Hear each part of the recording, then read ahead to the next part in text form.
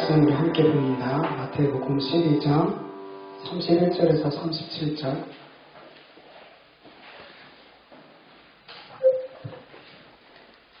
마태복음 12장 31절부터 37절까지 우리 한 목소리로 읽습니다. 그러므로 내가 너희에게 이르노니 사람에 대한 모든 죄와 모독은 사하심을 얻되 성령을 모독하는 것은 사하심을 얻지 못하겠고 또 누구든지 말로 인자를 거역하면 사하심을 얻되 누구든지 말로 성령을 거역하면 이 세상과 오는 세상에서도 사하심을 얻지 못하리라.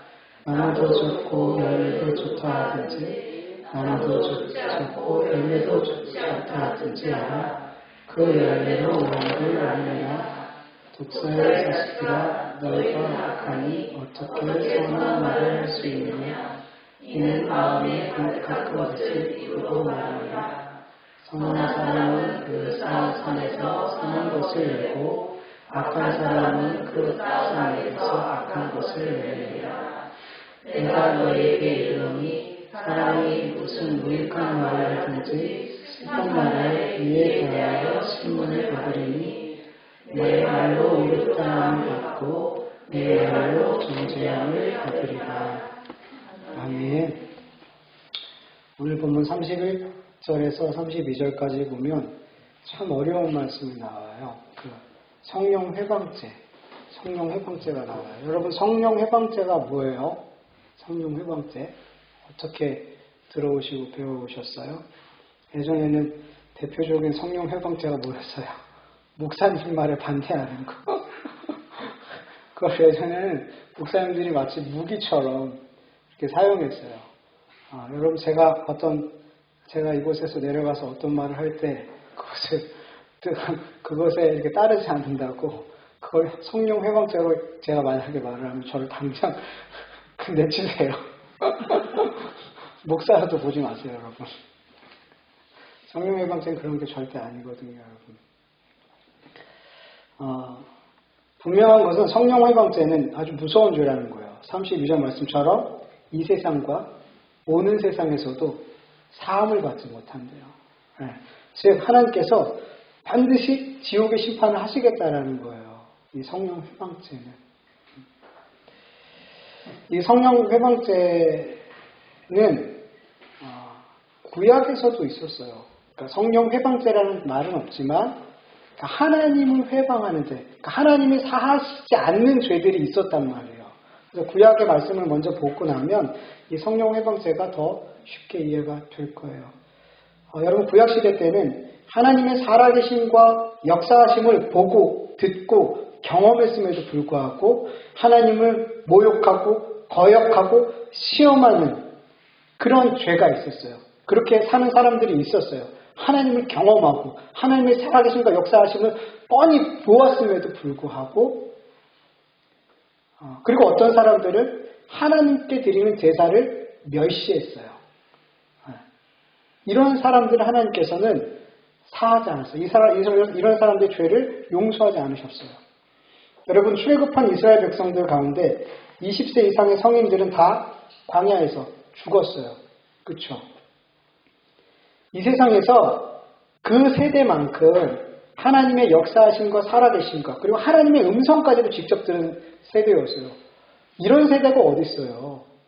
우리에게 만약에 이렇게 하나님께서 역사하시고 그 음성까지 들려주셨다면 우리는 그 마음이 어때요? 우리가 어떻게 하나님을 멸시하고 거역하고 떠날 수 있어?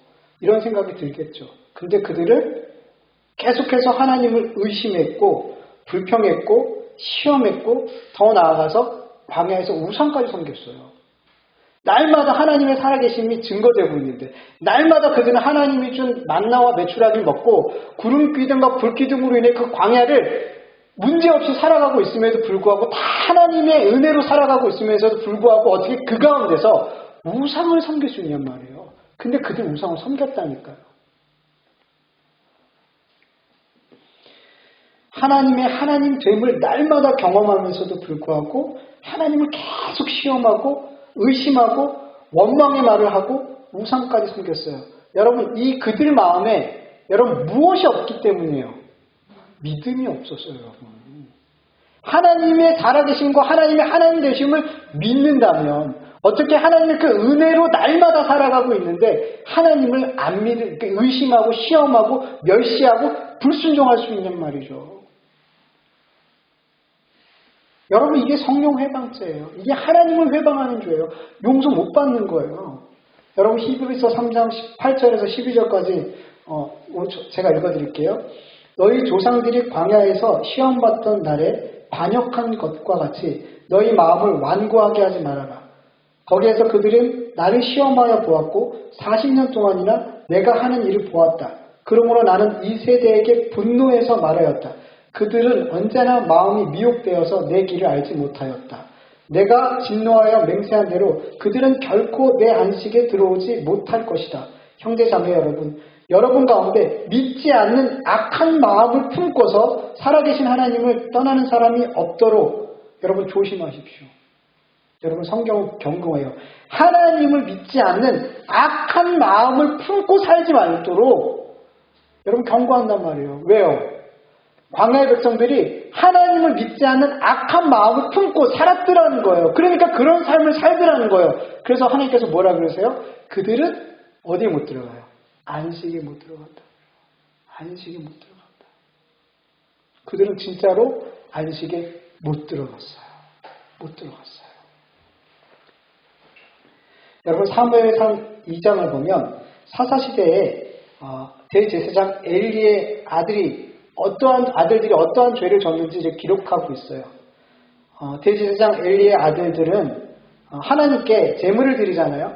그러면 이 제물을 하나님 앞에 번제로 드리기 전에 나는 고기를 구워 먹고 싶어. 그러니 날 것을 달라 그래요. 하나님 앞에 아직 제사로 드리지도 않았는데. 그래서 제물을 드린 사람이 하나님 앞에 먼저 번제를 드리고 가져가. 근데 막무가내로 그냥 날 것을 빼앗아 가서 구워 먹어버렸어요. 하나님 앞에 아직 드리지도 않았는데. 하나님께 드린 그 제물을 솥에 삶을 때 제사장들이 먹을 수 있는 부위가 있어요. 허벅다리.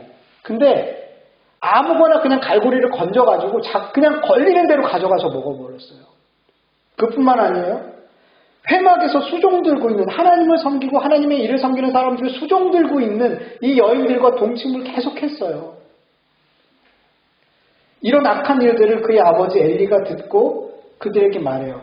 사람끼리 죄를 지으면 하나님이 중재하여 주시겠지만 사람이 주님께 죄를 지으면 누가 변호하여 주시겠냐. 사람이 사람끼리 죄를 지으면 용서해 주실 분이 있잖아요. 하나님. 근데 사람이 하나님께 죄를 지으면 용서할 대상이 누가 있냔 말이에요. 누가 너의 죄를 위해서 변호해 주시겠냔 말이에요. 이 얘기하고 있는 거예요. 근데 하나님께서 이미 그들을 죽이기로 작정했기 때문에 그들이 아버지의 이 경고를 안 들어요. 계속 그렇게 살아요. 그리고 하나님께서 전쟁에서 이 두 아들을 한꺼번에 죽여버리셨어요. 하나님을 믿는 믿음이 있으면 어떻게 하나님 앞에 드리는 제사를, 예물을 이렇게 모욕할 수 있냔 말이에요. 하나님의 살아계심을 믿지 않기 때문에 이런 짓을 할 수 있다는 거죠. 여러분, 하나님의 제사를 멸시한 죄에 대해서는 좀 더 살펴볼게요. 왜냐하면 그 당시에도 그렇고 지금 이 시대에도 하나님을 향한 예배와 예배뿐만 아니라 예배의 삶을 통해서, 우리의 삶을 통해서 우리가 하나님을 너무 모욕하고 있어요, 여러분. 교회가, 그리스도인이. 여러분, 좀 긴데요. 말라기서 말씀인데 이 말씀을 보면서 우리가 얼마나, 그 당시라고 생각하지 마세요. 지금 우리도, 교회도 이렇게 하나님을 멸시하고 이런 악한 마음을 품고 하나님을 섬긴다 한단 말이에요. 우리 같이 한번 읽어볼게요. 좀 긴데 천천히 읽어보죠. 전능하신 여호와께서 너희 제사장들에게 말씀하신다. 아들은 자기 아버지를 공경하고 종은 자기 주인을 공경하는 법이다. 내가 너희 아버지라면 어째서 너희는 나를 공경하지 않느냐? 내가 너희 주인이라면 어째서 너희는 나를 존경하지 않느냐? 너희는 나를 멸시하고 오히려 우리가 어떻게 주의 이름을 멸시하나인가? 너희는 내 상을 격렬히 하여 더러운 음식을 내 제단에 바치고도 우리가 어떻게 주를 더럽혔습니까? 하고 말한다. 너희가 눈멀고 병들고 저는 인생을 나에게 제물로 바치는 것이 악하지 않느냐. 너희는 그것을 너희 충독에게 바쳐 보아라. 그가 너희를 좋아하며 너희를 기꺼이 받아들이겠느냐. 전능한 나 여호와가 말한다. 너희는 나에게 은혜를 구하여 우리를 불쌍히 여기소서 하고 말해 보아라. 너희가 그런 예물을 바친다고 해서 내가 너희를 기쁘게 받아들이겠느냐. 너희가 내 단에 쓸모없는 불을 놓지 않도록 너희 중 하나가 손이 크던 문을 닫았으면 좋겠다. 나는 너희를 좋아하지 않는다. 그러므로 너희가 드리는 것을 받지도 않을 것이다. 해 뜨는 곳에서부터 해 지는 곳까지 이방 민족들이 내 이름을 크게 찬양할 것이며 세계 각처에서 내 이름을 위하여 분향하고 깨끗한 예물을 나에게 드릴 것이다. 이것은 내 이방 민족 가운데서 크게 높임을 받을 것이기 때문이다. 그러나 너희는 여호와의 상이 더러워졌고 그 위에 있는 음식은 경멸할 수 있다 하고 말함으로써 내 이름을 더럽히고 있다. 너희는 또 이 일이 얼마나 번거로운 일인가 하며 코웃음치고 있다. 너희가 훔친 것과 저는 것과 병든 것을 가져왔으니 내가 이것을 받겠느냐. 나에게 바치겠다고 약속한 좋은 짐승을 가지고 있으면서도 나를 속이고 쓸모없는 것을 바치는 자는 저주를 받을 것이다. 나는 위대한 왕이다. 모든 민족이 내 이름을 두려워하고 있다. 너희 제사장들아, 전능하신 여호와께서 너희에게 경고하시는 말씀을 들으라. 만일 너희가 내 말을 듣지 않고 진심으로 내 이름을 높이지 않으면 내가 너희에게 저주를 내려 너희 축복이 저주가 되게 하겠다. 너희가 내 말을 진지하게 받아들이지 않았으므로 사실 나는 이미 너희를 저주하였다. 내가 너희 자녀를 벌할 것이며 너희 희생의 똥을 너희 얼굴에 바를 것이니 너희가 똥처럼 던져질 것이다. 아멘.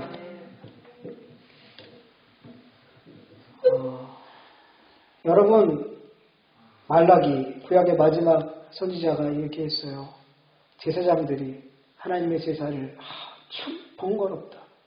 참 이 재물 쓸데없다.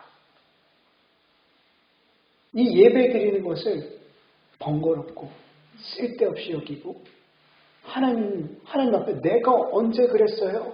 언제 하나님의 이름을 모욕했어요? 뻔뻔스럽게. 백성들은 좋은 재물은 놔두고 하나님께 드리겠다고 약속했던 좋은 재물은 놔두고 훔쳐가지고 어디 흠 있는 거 갖고 와서 하나님 앞에 예배드리고. 그러니까 하나님에 대한 경외함과 두려움이 전혀 없는 거예요. 전혀 없는 거예요.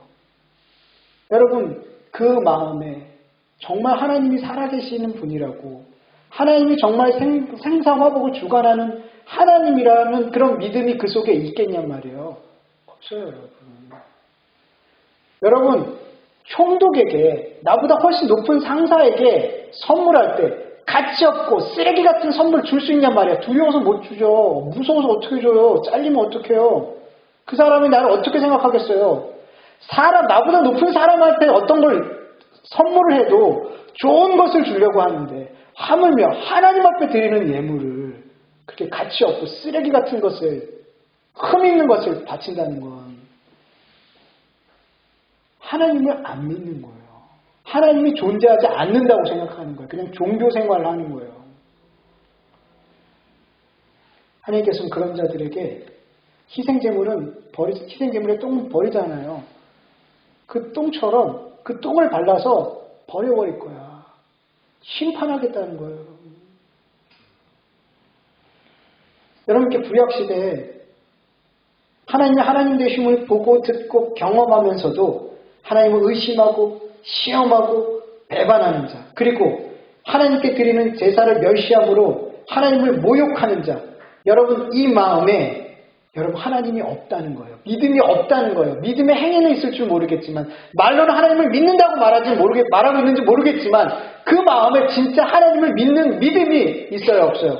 없다는 거예요. 결국 하나님께서 용서하지 사하지 않는 죄는 어떤 죄예요? 하나님을 믿지 않는 죄예요. 하나님을 믿는 믿음이 없음에서 이 모든 잘못된 행위들이 나오는 거예요, 여러분. 여러분, 본문에서 예수님께서는 성령 회병죄 역시 하나님께서 사하지 않는 죄라고 말씀하시죠. 여러분, 이 죄 역시도 똑같아요. 성령 회방죄의 가장 중심에는 뭐가 있어요? 믿음 없음이 있어요. 믿음 없음이 있단 말이에요. 가장 그 중심에는. 여러분, 성령 회방죄에 있어서 좀 먼저 살펴봐야 될 게 있어요. 그게 뭐냐면 성령 회방죄가 적용되는 시점이에요. 성령 회방죄가 제가 이번 주에 너무 힘들었어요. 이거 말씀 준비하느라고. 이게 성령 회방죄가 참 어려워요. 제가 이렇게 좀 주석서도 많이 좀 보고 다른 목사님들 서두를 봐도 뭐 잘 속 시원하게 이렇게 풀어주는 분이 없어서 제가 너무 답답했어요. 네. 저도 너무 이렇게 어려우니까 이 말씀을 어떻게 계속 기도하는데 그래서 좀 도움을 받아보려고 주석서도 더 보고 말씀들도 들어봤지만 속 시원한 답이 없는 거예요. 그래서 계속 물을 수밖에 없어요. 그래서 어저께까지 새벽까지 말씀을 준비하고 마쳤는데 그리고 하나님 몰라요. 주시는 만큼 그냥 전화 끝내려. 너무 힘드니까 너무 막 이 말씀 갖고 막 그냥 계속 씨름하다 보니까 너무 지쳐가지고 나중에는 그냥 주신 만큼만 깨달은 만큼만 전하려고 덮어버렸어요. 근데 중요한 게 뭐냐면 시점이더라고요. 이 성령 해방죄를 보기 위해서는 이 성령 해방죄가 적용되어지는 시점을 알아야겠더라고요. 네. 여러분 31절 말씀 보면은 예수님은 사람에 대한 모든 죄는 그 모독과 죄는 사함을 받을 수 있대요. 앞에서 얘기했잖아요. 엘리 대제사장 그 아들에게 얘기했잖아요. 사람과 사람과의 죄는 용서받을 수 있어요. 용서하실 분이 있으니까. 근데 성령을 모독하면 용서 못 받는데요. 성령은 누구를 모독하는 거예요? 하나님을 모독하는 거잖아요. 성령님을 모독하는 건 하나님을 모독하고 회방하는 죄잖아요. 그래서 하나님께 지은 죄를 용서하면 못 받는 거예요. 그러면서 예수님께서 32절에 뭐라고 말씀하시냐면 누구든지 인자를 거역하면 사함을 받는데요. 인자를 말로 거역하면 사함을 받는데요. 그러나 다시 한번 성령을 말로 거역하면 이건 또 용서하면 못 받는데요. 여러분 이 말씀이 너무 어려운 거예요. 인자가 누구예요? 예수님이잖아요. 앞에서 사람을 거역하는 건 용서받았어요. 이거 이해가 돼요. 그리고 성령을 모독하는 건 사람 받지 못해. 이해가 돼요. 근데 뒤에서 인자를 모욕하는 것, 말로 거역하는 거는 용서할 수 있는데 성령님을 모독하는 거는 용서 못 받는데요. 이 말씀이 너무 어려운 거예요. 그래서 제가 이 말씀을 원어로도 보고 막 다 찾아봤어요. 너무 어려운 거예요. 그래서 계속 기도했어요.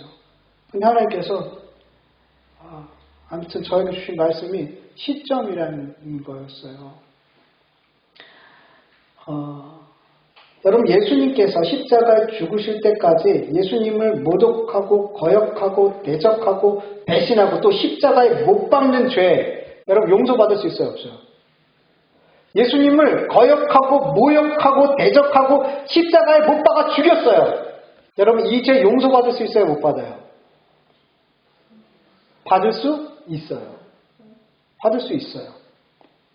만약에 이 예수님을 거역하고 모욕하고 대적하고 배신하고 십자가에 못 박는 이 죄가 성령 회방죄와 동일한 죄였다면 여러분 그 당시에 예수님을 십자가에 못 박는데 찬성하고 예수님을 대적했던 모든 사람들은 다 구원 받아요 못 받아요? 못 받아요. 대부분 못 받아요. 거의 제자들까지도 예수님 버렸어요. 베드로는 예수님 모른다고 3번이나 부인했단 말이에요. 못 받아요 여러분. 근데 예수님은 인자를 거역하는 자 용서받을 수 있다고 말씀하세요. 예수님을 십자가에 못 박아 죽여도 그 사람들 용서받을 수 있단 말이에요. 그들이 성령 회방죄를 지은 게 아니라고 말씀하신단 말이에요. 성경은. 예수님은. 여러분 사도행전 6장 7절을 보면 하나님의 말씀이 계속 퍼져나가서 예루살렘에 제자들이 많아졌다 그래요. 그리고 제사장들 그룹에서 많은 사람들이 예수님을 믿었다 그래요. 예수님을 대적하는 그룹 가운데 제사장들 그룹이 있었거든요. 근데 그 제사장들 그룹 가운데서도 많이 이 말씀을, 이 복음에 복종해서 예수님을 믿었대요. 구원받았더라는 거예요. 예루살렘에 있는 많은 사람들이 예수님을 믿었대요. 그들은 얼마 전까지 어떤 사람이었어요? 예수님 십자가 못 박으라고 한 사람들이었어요. 예수님을 대적하는 자들이었단 말이에요. 근데 그들이 교회 안으로 들어왔어요. 복음에 굴복하고 예수님을 믿었단 말이에요. 그러니까 예수님을 십자가에 죽이기까지 대적하고 예수님을 모욕했던 사람들이 성령 회방죄를 지은 거라면 이런 일이 일어날 수가 없더라는 거죠. 없더라는 거죠. 그래서 성령 회방죄가 적용되는 시점이 중요하다는 거예요.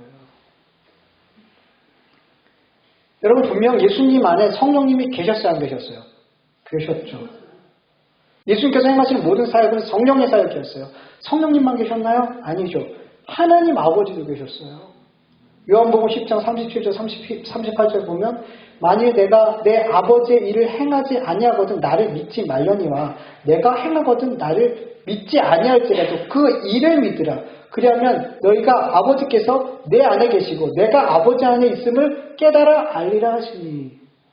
예수님 안에는요 성령님도 계셨고 하나님도 함께 거하셨단 말이에요. 그렇기 때문에 예수님을 모독하고 회방하고 거역하는 배신하는 이 모든 죄는 하나님을 성령님을 모독하고 회방하고 거역하고 거스리는 배신하는 죄란 말이에요. 분명하단 말이에요. 그럼에도 불구하고 예수님은 인자를 모독하는 죄와 성령을 모독하는 죄를 같이 취급하지 않았어요. 인자를 모욕하는 죄는 용서함을 받는다라고 말씀하셨단 말이에요.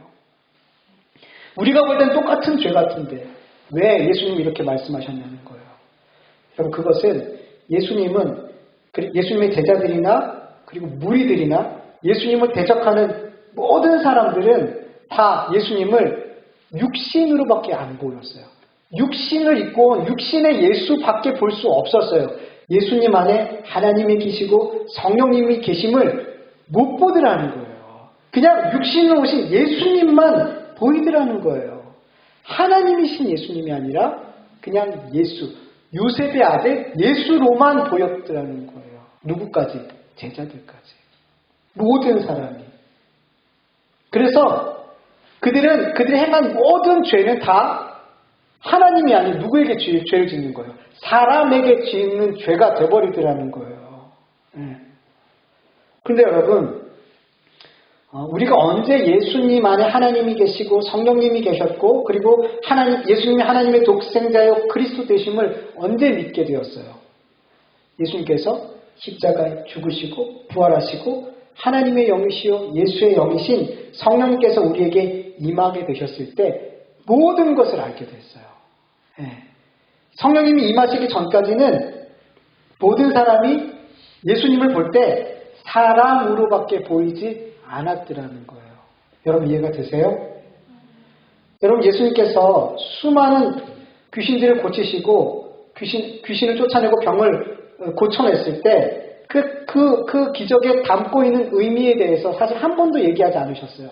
근데 지난주에 우리 말씀 나눴던 것처럼 그때 처음으로 예수님이 이 기적을 행하시고 귀신을 쫓고 병든 자를 고치는 일이 성령님을 힘입어 한 일이라는 것을 말씀하셨고 내가 성령을 힘입어 이런 기적을 행하는 건 하나님의 나라가 임했기 때문이라고 이 모든 기적이 담고 있는 의미에 대해서 처음으로 설명해 주셨어요. 이렇게 예수님께서 친절하게 예수님이 행하시는 이 귀신을 쫓고 병든 자를 고치는 이 모든 일들이 내 안에 성령님이 계시기 때문이야. 그리고 하나님의 나라가 임했기 때문이야. 이렇게 설명해 줬을 때 여러분 그들이 믿었을까요? 안 믿었을까요? 안 믿었어요. 그들의 눈에는 계속 육신의 예수님만 보인 거예요. 그들의 눈에는 계속 내 병을 고쳐주는 나의 필요를 채워주는 예수로밖에 안 보였고 어떻게 하면 죽일 수 있을까? 어떻게 하면 깎아내릴 수 있을까? 그런 대적에 내가 대적해야 될 대상으로밖에 보이지 않았단 말이에요.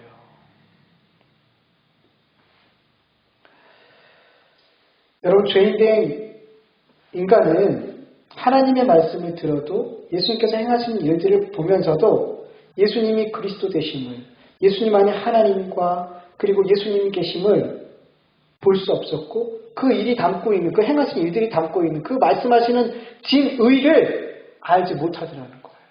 그 의미를 알지 못하더라는 거예요. 친절하게 예수님이 설명해 주셔도. 여러분, 예수님께서 제자들에게 3번이나 내가 장로들과 대제사장들과 서기관들에게 고난을 받고 버림받고 죽임당한다고 3번이나 말씀하셨어요. 웬만한 사람이라면 똑같은 말 3번 하면 애들도 알아듣죠. 나중에 잔소리가 되잖아요. 3번 정도 얘기하면. 근데 제자들은 그게 무슨 말인지 못 알아먹었어요. 못 알아먹더라는 거예요. 예수님이 십자가에 죽으심과 부활하심의 의미가 뭔지 모르더라는 거예요. 그들은. 그냥 두렵기만 했어요. 그 말을 들을 때. 여러분, 제자들을 포함한 모든 사람들은 예수님의 말씀을 듣고 기적을 보면서도 예수님 안에 하나님의 아버지가 계시고 성령님이 계심을 보지 못했고 육신의 예수만 볼 수 있었어요. 그래서 예수님 앞에 인자를 거역하고 핍박하고 죽여도 십자가 매달아도 용서받을 수 있는 거예요. 여러분, 하나님의 말씀이 깨달아지고 예수님께서 행하신 모든 일들과 말씀의 의미가 알아지고 믿어지는 건 성령님께서 우리에게 임하셔야 돼요. 그때 비로소 다 알게 돼요. 그 전까지는 몰라요, 여러분. 요한복음 14장 17절 보면 그는 진리의 영이라 세상은 능히 그를 받지 못하나니 이는 그를 보지도 못하고 알지도 못합니다. 그러나 너희는 그를 아나니 그는 너희와 함께 거하시며 또 너희 속에 계시겠습니다. 요한복음 14장 26절 보혜사 곧 아버지께서 내 이름으로 보내실 성령 그가 너에게 모든 것을 가르치시고 내가 너에게 말한 모든 것을 생각나게 하시리라. 고린도전서 2장 12절 14절 같이 읽어볼까요? 우리가 세상의 영을 받지 아니하고 오직 하나님으로부터 온 영을 받았으니 이는 우리로 하여금 하나님께서 우리에게 은혜로 주신 것들을 알게 하려 하십니다. 우리가 이것을 말하노니와 사람의 지혜가 가르친 말로 아니하고 오직 성령께서 가르친 것으로 하니 영적인 일은 영적인 것으로 분별하느니라. 육에 속한 사람은 하나님의 성령의 일들을 받지 아니하니 이는 그것들을 그들에게 어리석게 보이며 또 그는 그것들을 알 수도 없나니 이러한 일은 영으로 분별되기 때문이라. 아멘. 여러분, 예수님의 이름으로 보내실 성령께서 임하셔야지 모든 것을 알게 돼요. 예수님께서 우리에게 가르쳐주신 그 모든 말씀이 비로소 믿어지고 이해가 돼요. 예수님의 그 모든 사역과 그 십자가에 십자가에 담겨져 있는 그 구원의 의미가 뭔지 깨달아 알아지고 그 주님의 부활이 나의 부활됨이 믿어지게 되는 거예요. 그래서 성령님께서 임하시기 전까지 예수님을 향한 모든 모독과 회방과 거역과 배신 그리고 십자가에 못 박아 죽이는 이 죄까지도 다 사함을 받을 수 있어요. 그들에게는 예수님이 하나님으로 보이지 않았기 때문이에요.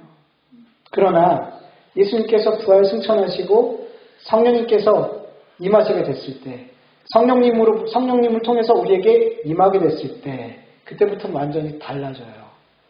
부활하신 예수님은 이제 사람이 아니라 하나님과 동등된 분으로 성령을 통해서 임하게 된단 말이에요.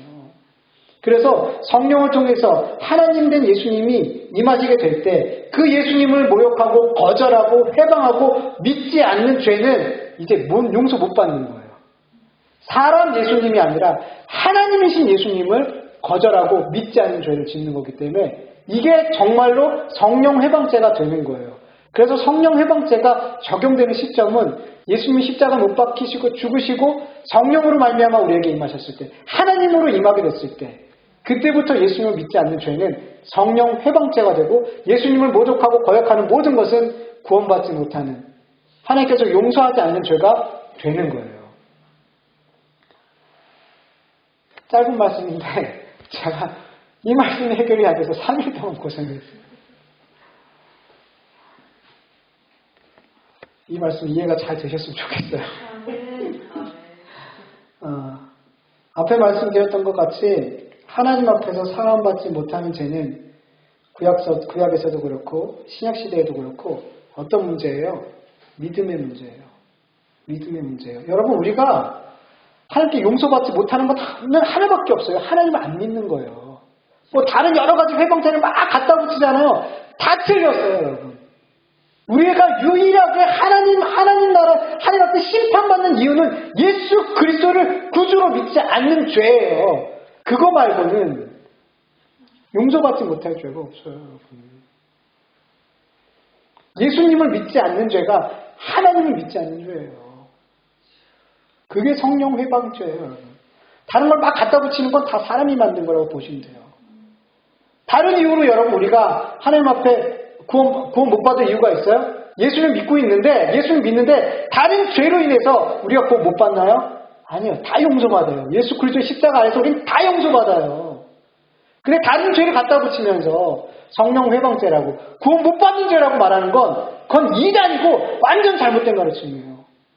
완전 잘못된 가르침이에요.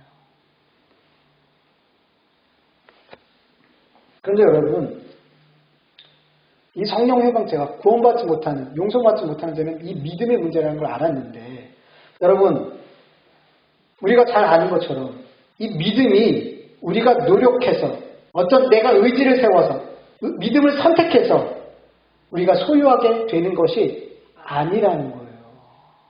아니라는 거예요. 믿음은 뭐예요? 하나님께서 우리에게 주신 선물이죠. 너무나 잘 아세요. 에베소서 2장 8절 읽어볼게요. 시작. 너희는 그 은혜에 의하여 믿음으로 말미암아 구원을 받았으니 이것은 너희에게서 나는 것이 아니요 하나님의 선물이라. 아멘. 예수님을 믿는 믿음은 하나님께서 우리에게 거저주신 선물이에요. 그래서 우리는 자랑할 수 없어요. 구원, 우리가 믿음으로 말미암아 예수님을 믿음으로 말미암아 구원받는 거기 때문에 우리가 우리 어떤 행위를 하나님 앞에 내놓으면서 하나님 저 구원받을 짓 했죠. 이만하면 괜찮은 사람이죠. 저 구원해 주세요. 이렇게 말할 수가 없더라는 거예요. 은혜라고밖에 우리는 말 못하는 거예요. 우리가 열심히 주를 위해서 살고 나서 하나님 앞에 가서 할 말은 하나님 무익한 종입니다. 이 고백이에요. 그러나 주님은 어떻게 해요? 잘했다. 착하고 충성된 종아. 주님은 그렇게 우리를 받아주시는 거란 말이죠. 자랑할 게 하나도 없어요. 우리는 하나님 앞에. 은혜니까. 근데 어떤 이들은 평생토록 하나님을 회방하는, 성령을 회방하는 죄를 짓다가 죽더라는 거예요. 어떤 이들은. 이들이 왜 이런 삶을 사는지 예수님은 마태복음 12장 33절에서 34절 이렇게 말씀하고 계세요. 같이 읽어보죠. 나무도 좋고 열매도 좋다 하든지 나무도 좋지 않고 열매도 좋다 하든지 그 열매로 나무를 알아내라. 독사의 자식들아 너희는 악하네. 어떻게 선한 말을 할 수 있느냐. 이는 마음에 가득한 것을 입으로 말합니다. 예수라는 좋은 나무에서 분명히 좋은 열매가 나올 수밖에 없죠. 그런데 바리새인들은 좋은 열매가 맺어지는 걸 보면서 이건 부인할 수가 없잖아요. 모든 사람이 다 좋은 열매라고 말하니까. 그러니까 어떻게 말해요? 열매는 부인할 수 없으니까 나무가 나쁜 나무라고 하더라고요. 안 맞는 거예요. 본인들도 말하면서 아니야라고 말했을 것 같아요. 이거는 어린애들도 아는 거니까. 콩나무인데 콩나고, 팥씨인데 팥나고, 좋은 나무에서 좋은 열매가 맺히고, 나쁜 나무에서 나쁜 열매가 맺히는 게 너무나 당연한 이치인데, 그것을 거꾸로 말하고 있으니, 자기들도 얘기하면서 민망하지 않았을까 싶어요. 좋은 열매를 보면서도 바리새인들은 예수님께 당신 나쁜 나무야 라고, 당신은 마귀를 의지하고 있는 존재야. 마귀에게 속한 존재야 하나님께 속한 존재가 아니야. 하나님이 역사하는 거 보면서 마귀에게 속한다라고 말하니 이게 말이 되냔 말이죠. 이렇게 말하는 바리새인들을 향해서 예수님께서 뭐라고 말씀하시냐면 그들을 향해서 독사의 자식이다 라고 말하며 그 마음에 악이 가득 차 있다. 그게 이유예요. 평생토록 성령 회방죄를 짓는 사람들의 삶에 그런 삶을 사는 이유는 그거예요. 그들은 누구에게 속했다? 성령에게 속한 자가 아니라 마귀에게 속했더라는 거예요. 성령을 부어주시지 않는 자들은 다 태어날 때부터 죽을 때까지 누구에게 속해 있어요? 마귀에게 속해 있더라는 거예요. 그리고 누가 주는 생각을 갖고 살아요? 마귀에게 속해 있기 때문에 마귀가 주는 생각을 가지고 살더라는 거예요. 여러분, 마귀가 주는 생각이 어떤 생각이에요? 하나님의 뜻과 늘 반대되는 생각을 줘요. 늘 반대되는 생각을 줘요. 여러분, 우리가 수요일날 말씀 나눌 것처럼 아담과 하와가 뱀의 유혹을 받고 선악과를 먹은 후에 어떻게 됐어요? 하나님께서 보시기에 좋다, 하나님 보시기에 선하다 라고 보여졌던 것들이 선악과를 먹고 난 다음에는 다 어떻게 됐어요? 반대로 보였어요.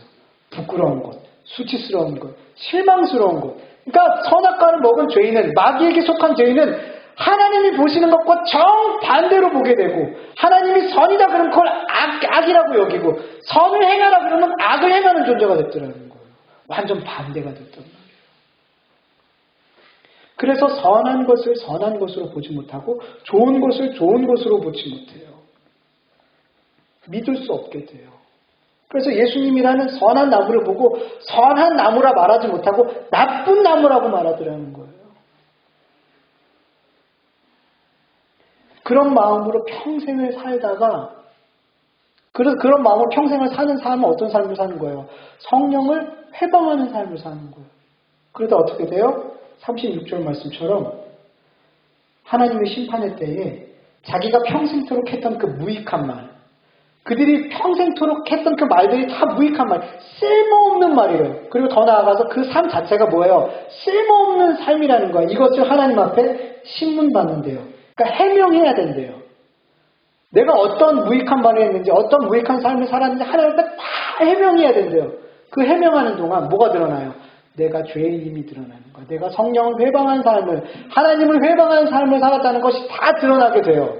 그리고 어떻게 해요? 그 말로 말미암아 심판받아요.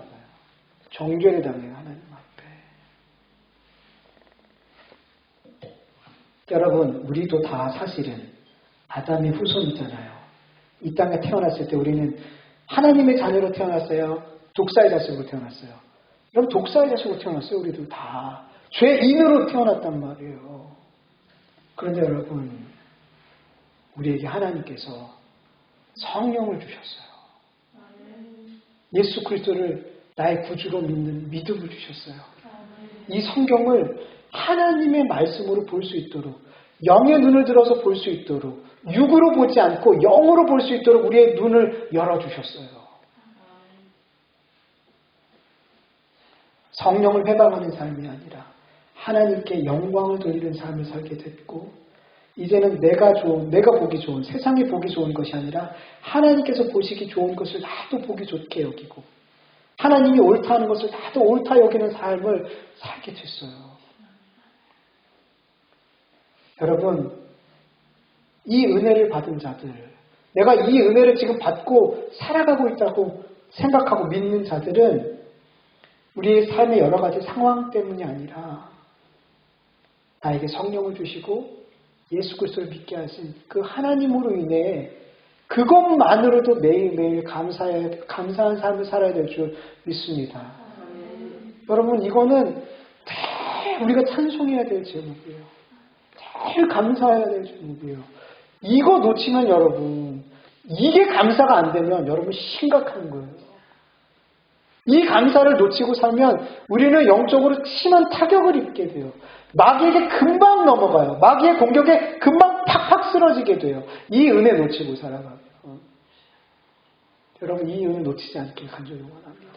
내가 날마다 어떤 은혜를 입고 살아가고 있는지를 여러분 늘 기억하면서 늘 감사하면서 살아가기를 간절히 축원합니다. 같이 말씀을 기억하면서 잠깐 기도하겠습니다.